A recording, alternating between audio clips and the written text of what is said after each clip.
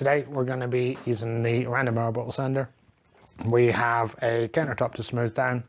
It's for a project on the other channel. It's going to be a China cabinet conversion. It's going to be pretty cool. But that's not why we're here. We're here to demonstrate how to use one of these. Random orbital sander is an amazing tool. It saves you having to sand by hand, and anything that makes sanding easier is good, because sanding is something you may end up doing quite a lot of. It's boring, it's easy to mess it up, but I'm going to cover the basics today. The reason it's called random is because the way this works, it rotates, but it also wiggles back and forth. Now, when you're sanding, you're going to be using these discs. They come in all varieties of grits. You may start with like 40 grits, probably the roughest you're going to get. Most of the time, not going to need it, so we don't need that. We got a 60, we're not going to need that. I mean, this came off the planer, so it's pretty smooth. Not going to start with that. It's 100. I think we'll start with 100, will we? Yeah, we got some glue to knock down, so we'll start with 100 grit. The way grits work, the higher the number, the smoother it is, so the finer the dust it produces and the finer the scratches. The deal with sanding is you want to get rid of scratches, so the lowest number you start with, probably around about 100 in most cases, maybe 150.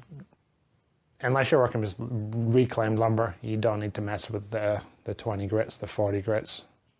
So I'll start with 100. I will then progress to 150, then I'll go 180. This is going to be painted, so I'll see how it feels on 180. I might go to 220, but I won't go any higher. There's no need. If it's too smooth, you're wasting your time. Say it's painted, I may just stop at 180. When you're moving through the grits, don't jump too quick, because it doesn't save you any time. You might think it does, but it doesn't. Okay, so the random orbital sander, it's a very simple tool. Easy to use, pretty safe. The only caveat to that is the dust. There's a lot of dust when you sand, so I like to use P100 respirator. N100 is the same. P just deals with oils. It's the filters that came with it. It's got a good seal. Any mask's fine. I use that because I do a lot of work with MDF, and MDF is a really nasty substance. Anyway, so random orbital sander. A couple of features. You have a variable speed. I've never seen a need to use anything but the maximum, so it stays on 6 in my case. It's just a number. It doesn't indicate RPM or anything. It's relevant to the speed of the machine, but I don't even know what mine is. It does the job. It's a pretty heavy sander, which is why I use it. The added weight I find just makes it easier. So in operation, I'm basically just guiding it around. I'm not applying a great deal of force down.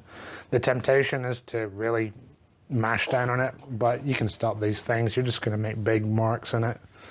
If you end up staining what you're doing, you'll see that there's all these bad gouges in it, and that's because you put too much pressure on it.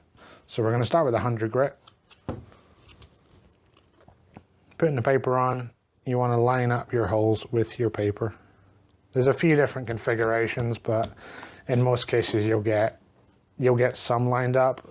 I'm fortunate, my paper's the right for this tool, so I've got every hole lined up. That goes into your dust bag.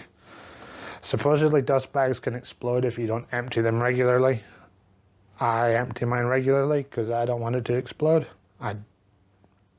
There's some debate if that's true, but when it gets clogged, it's a pain in the butt to try and clean out, so that should be your motivation. And who knows, I'm sure it has happened.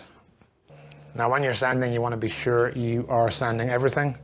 I find the best way to do that is to get a pencil, some light pressure.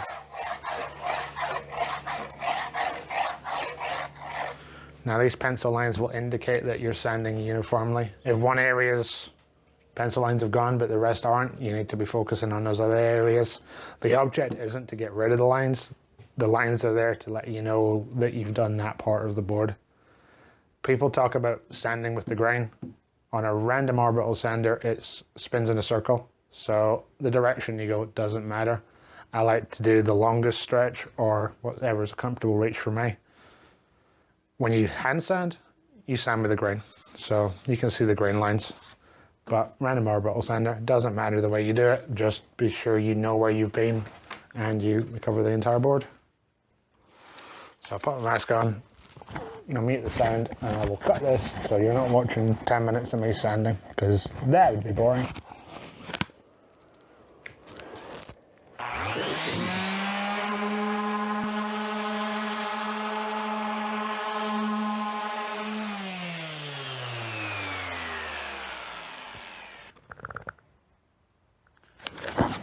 That was a funny night. We've got rid of all of our level differences. I've been over that process of marking this board 4 times now, so I'm not too concerned about fully getting rid of these lines. I'm going to jump up to the next grit.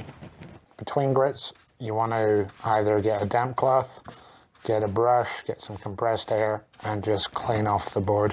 Okay, so this time we're going to be marking a lot lighter because we're using a finer grit. We're not removing anywhere near as much material. So we're just lightly going to mark this time.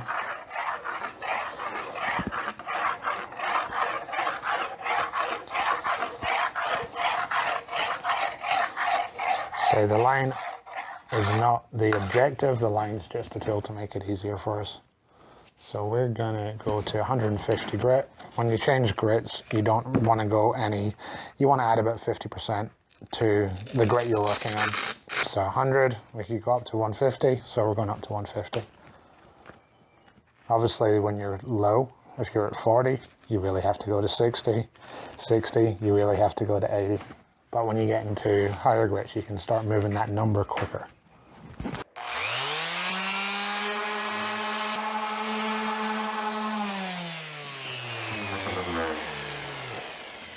So that's the 150 grit done. This is feeling really smooth now. This would be comparable feeling to say to a laminate at this point. I think we'll give it a really quick pass with a 220. I'm not going to do lines on this. I'm just going to really quickly work.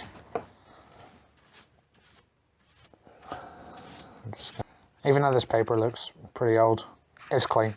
I use a cleaning product to clean my sanding discs. It makes them last a lot longer.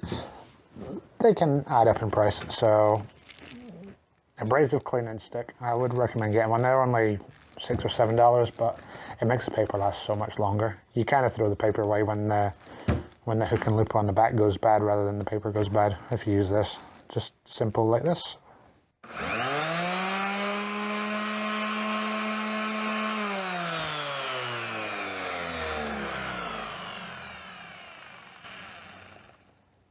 Just pulls all that sawdust out of there, any oils, whatever. See, I've been using this disc for some time by the looks of it. Alright, so we're on a 220. So next to no pressure, we're just going to zip through this real quick and then we're done.